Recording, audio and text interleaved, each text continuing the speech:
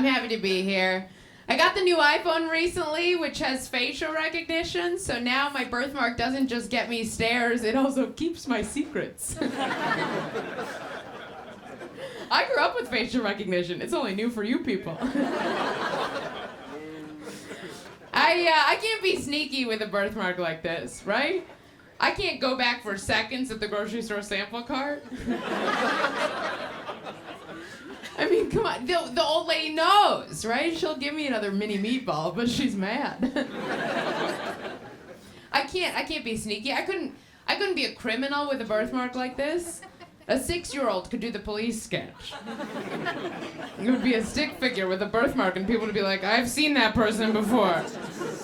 I know that one.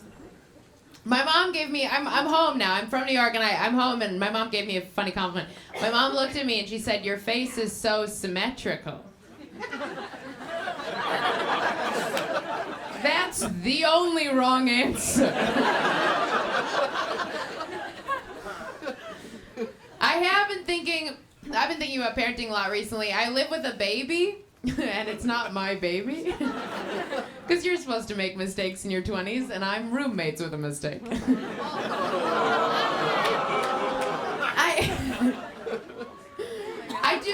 I live with 2 friends and their baby. And I help out around the house. I hold the baby, I walk the dogs, I do the dishes. And it's convinced me that 2 parents is not enough parents. Right? I mean, think about it. 2 parents is not even the most fun way to make a baby, much less take care of one.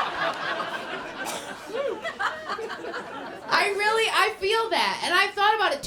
Right? I think we need more than 2 parents. And I thought about it enough that I'm starting to agree with Republicans. I don't know.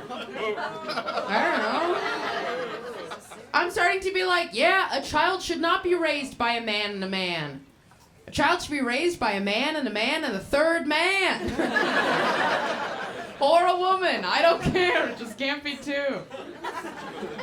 And my mom was a single mom, so I didn't realize how much work she did.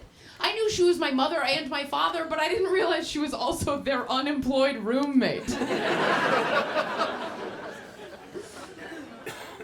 My dad wasn't in the house growing up, but I've always been very close with him.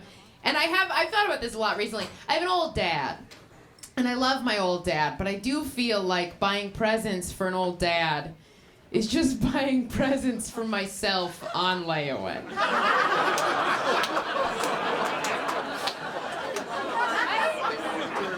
I'm not hoping my dad dies, but I am like, which toolkit am I going to want?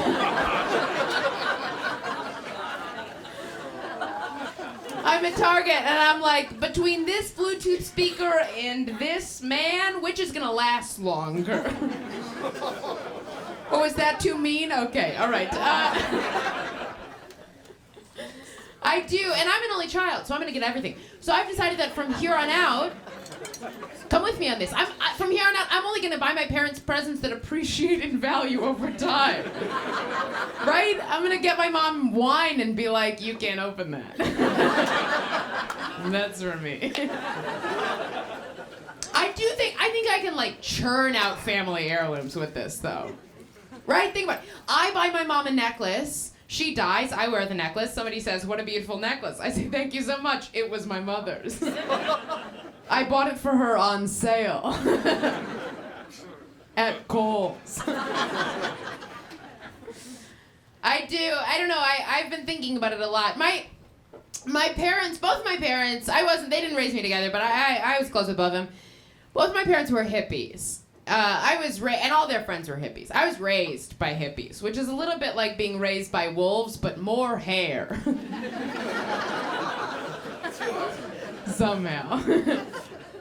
And these were like Woodstock hippies. I have friends who are like, oh, I love crystals and astrology. I'm such a hippie. And I'm like, I don't know. Did you ever drive to a horse farm on Mount Rainier to listen to a woman channel the alien spirit god Ramtha? Do not test me. And it's funny because all of that stuff, crystals and astrology and tarot and vibes, all of that stuff is popular now. And all of that stuff got me made fun of as a kid, right? If you have good vibes, you're welcome. I went through the bad ones. And it's weird because it's like that was the religion that I grew up with, right? I didn't go to Sunday school, I didn't get bat mitzvahed, but I did grow up with my mom cutting my hair on certain moon phases because it would bless my chakras. Maybe that's not a joke, it's just a fact. So it is weird. I think about it and I'm like, I don't know, think about if the religion that you grew up with as a kid suddenly became trendy. If you grew up and all of a sudden Gwyneth Paltrow was selling that one picture of Jesus that every Midwestern mom has, you'd look at that and be like, yeah, I know he looks nerdy in that picture, but he's my nerd. You don't get that one. It is weird. It doesn't feel like anything's mine anymore. Like if I told you I have a lot of crystals at home, you'd be like, yeah, of course you do. You're a white woman. And I'd be like, yeah, but I was a white woman before all these other white women. These white women are appropriating my culture. I was raised to believe in reincarnation, and I still do, and I think about who I'm going to come back as. And I like to think about it, because maybe I'm going to get something great, right? Maybe I'm going to luck out, like be somebody with their own HBO Go account. That'd be clutch. But maybe not. Maybe I'm going to get something bad, like a dolphin caught in a tuna net. I don't know. Right? I can't control it. I don't know, right? At that point, if I'm dolphin caught in tuna net, I hope I die immediately. I hope I spin the wheel again, right away. Right? Put me back in, coach. Give me a different one this time. Because if I survive and I have these little lacerations on my cute little dolphin beak, all I can do is interpret that as the universe saying, you're always going to have something weird on your face. It's how we keep track of you. You don't have to feel bad for me. Here, do you guys, this is not really a joke, just a thing that happened recently. If you guys want to feel bad for me, here's the thing. A guy in a bar, I was talking to a guy, and he looked at my birthmark, and he said, what is that? And I said, it's a birthmark, and that's what I always say, because I don't lie. And I lie in many other ways in my life, but not in that way. And he paused for a second, and I saw his face go dark, right? I saw him be like, oh, fuck, like I messed up. But then I saw his face light up because he had a solution, and he said, well, the Liberty Bell has a crack in it, and that's what makes it perfect. I know you feel bad right now. You don't have to feel bad. I love that because I love that man's brain was like, fuck. Fix it. And that's what he came up with. He was like, oh, I know what's going to save the day. Calling this woman a big bell from Philadelphia. That's one of the least complimentary things you could say to a woman. From Philadelphia, that's what I mean. That works on the East Coast. I'm dating a man. I love him very much. I live out in New York. I'm dating him, and I love him very much. And we get along very well, except in the bedroom, too, except in one way. He still thinks that we should take each other's pants off. That's wrong. That's not how it works, right? He's like, also, I'm apologizing in advance for anybody sitting next to their families. Whatever, it's fine. It doesn't get that bad. It gets a little bad, but not that bad. Not that bad, don't worry. No, but he believes it. He's like, babe, if we do it together, it's sexy, it's passionate. There is nothing less sexy or passionate than pulling my skinny jeans inside out until they get stuck on my ankles.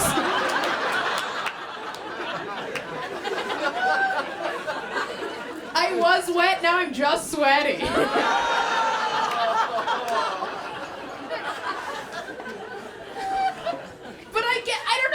He's not the first man that I've had this problem with, and I think that men just get overconfident, right? I think you guys are like, I don't know, you couldn't handle the pasta sauce jar earlier. How are you gonna figure out how to take your own pants off, right? You needed me to step in. I got big hands, let me in there. But it's not a matter of force, it's a matter of dexterity, right? Maybe you practice on bras around pillows. That's not what we needed. We needed you on leggings over hockey sticks. That's the motion. I don't know. I think my boyfriend is just still. I think he's still in like rom-com mode. I get it. He thinks that we can still make out and open an apartment door at the same time, right? No way. He thinks we can still fuck on a countertop. Absolutely not. It hurts my tailbone. I told you about your families. I did warn you.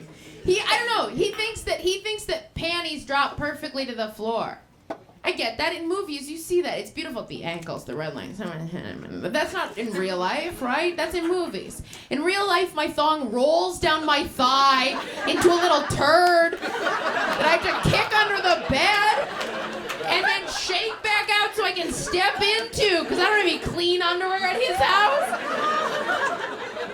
Just let me do it myself. And let that be the only thing I have to do myself.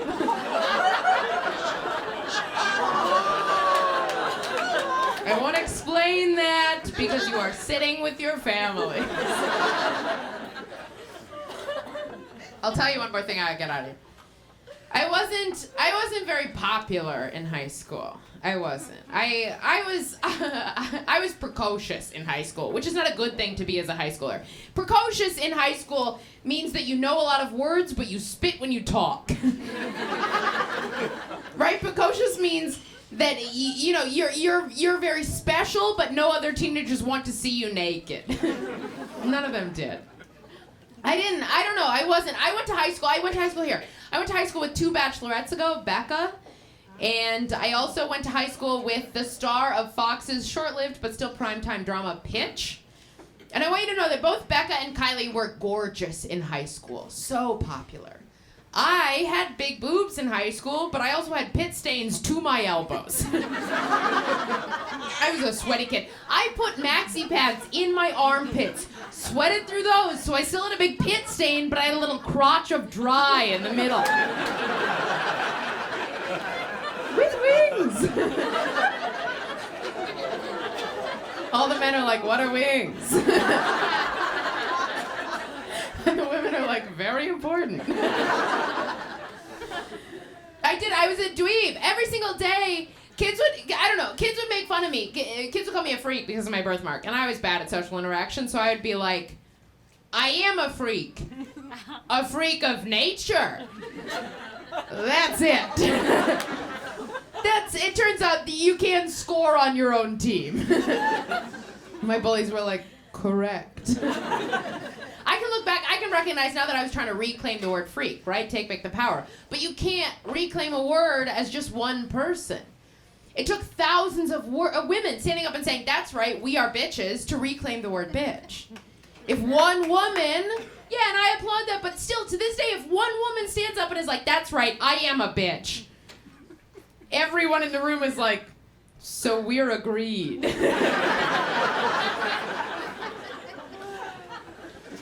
But I did things to myself, too. Every single day I would buy 2 cookies in the microwave. 2 cookies in the cafeteria. And I would take them to the microwave in the cafeteria, and I would put them in. And then out loud, in the middle of my peers, I would count down, and I would say, and you're on in 5, 4, 3.